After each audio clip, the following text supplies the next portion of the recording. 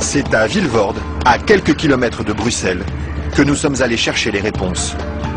Au bout de cette zone industrielle se cache une usine très discrète, filiale d'un des plus grands groupes chimiques européens. On y fabrique l'un des additifs les plus utilisés par l'industrie, le E441, plus couramment appelé gélatine. Et le responsable commercial de l'usine, Michel Vandenberg, n'est pas peu fier de nous montrer tout ce qu'on arrive à fabriquer avec son produit miracle. Alors je vais vous montrer quelques exemples des principales applications de la gélatine. On a naturellement le secteur alimentaire qui est l'application la plus importante au niveau mondial. Enfin, vous avez ici tous les produits gélifiés. Le premier marché pour lui, ce sont les bonbons. Mais on trouve aussi sa gélatine dans des gélules pharmaceutiques, des pellicules photo et même des shampoings. Il y en a partout de produits finalement. Ben, ce serait pas mal qu'il y en ait partout. Mais pour ça, il faut produire toujours plus. Alors ici, l'usine tourne à plein régime. Et la fameuse gélatine de Michel Vandenberg, la voici qui sort, tout au bout de la chaîne.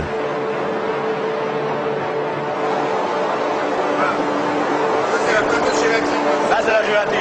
Ce sont ces spaghettis qui collent aux doigts.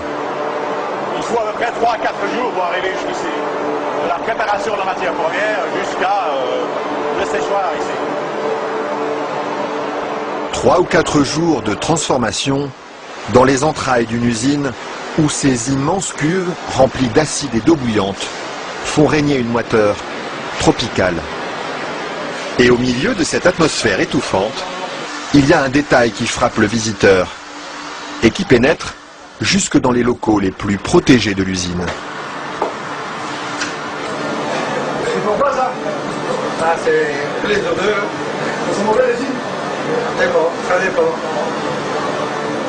Une odeur âcre, d'acide et de graisse brûlée qui flotte sur tout le site jusqu'à l'extérieur de l'usine. Et la raison de cette odeur, la voici. C'est la matière première avec laquelle on fabrique la gélatine. Ça, c'est la matière première. Nous traitons donc la couenne, la peau de porc. D'accord. De la peau de porc qui arrive par palettes entières dans son usine. Une matière première qui ne lui coûte presque rien et qu'il achète dans toute l'Europe. Ceci vient de Hongrie. Ça vient de Hongrie, d'accord. Voilà. Et tous les jours, près de 150 tonnes de couenne de porc attendent dans ce hangar d'être dévorées par un monstre d'acier au nom évocateur, Dinosaurus.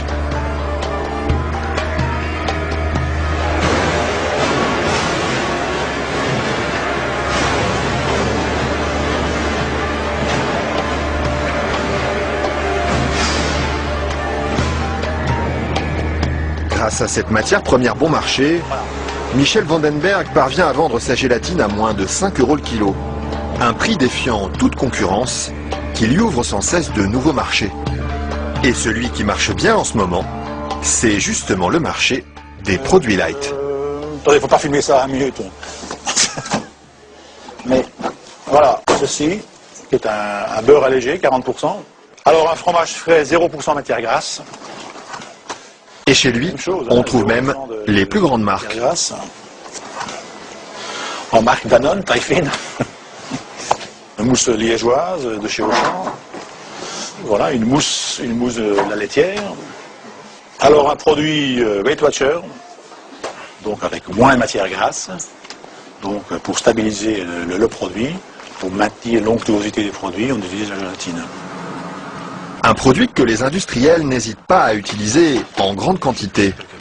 Le seul problème, c'est qu'ils oublient parfois de l'écrire sur les étiquettes. Quand on les regarde, on lit bien la mention gélatine, mais pas l'origine du produit. Ils mettent gélatine, mais ils disent pas quelle est l'origine de la gélatine. Pourquoi? Ils assument pas que ce soit fait à partir de porc. C'est quoi le problème qu'ils ont avec ça? Non, mais je veux dire... Non, parce que c'est un produit, c'est un sujet très sensible. Ouais. Parce qu'il y a quand même les minorités, les minorités musulmanes, juives et autres, qui éventuellement ont des problèmes avec ça. Mais ce serait bien justement de leur dire... Ça, je voudrais pas que... Oui, je sais bien, mais je sais pas s'il faut mettre ça dans l'émission. Mais c'est vrai que, bon, Parce que du coup, ils savent pas si c'est du porc ou de la vache. Du coup, comment ils font pour consommer? C'est ça le problème. Il faudrait peut-être leur dire. Une question qui laisse Michel Vandenberg sans voix et à laquelle aucune marque de l'agroalimentaire n'a souhaité répondre, malgré nos nombreuses sollicitations. À croire que la gélatine de porc est un sujet sur lequel il préfère rester discret. Maintenant, si vous faites une mousse au chocolat chez vous à la maison, moi j'en fais chez moi aussi, je n'utilise pas de gélatine. Hein, mais... Pourquoi ils utilisent, eux, les industriels, alors?